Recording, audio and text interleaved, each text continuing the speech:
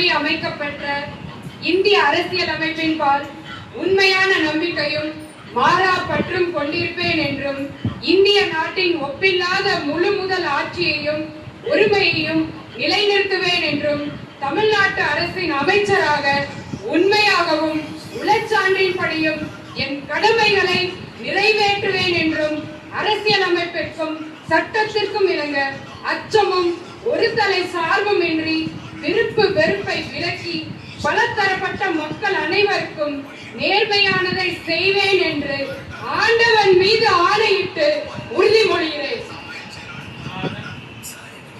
நான் சா கீர்த்தனா என்னும் நான் தமிழ்நாட்டு அரசின் அமைச்சர் என்ற முறையில் எனது கவனத்துக்குள்ளாவதும் தெரிய வருவதுமான எந்த பொருளையும் அமைச்சரின் கடமைகளையும் உரியவாறு நிறைவேற்ற தேவையான அளவுக்கன்றி ஒருவரிடமோ பலரிடமோ நேர்முகமாகவோ மறைமுகமாகவோ அறிவிக்கவோ வெளிப்படுத்தவோ மாட்டேன் என்று ஆண்டவன் மீது ஆணையிட்டு உறுதிமொழிகிறேன். தமிழ் வாழ்க!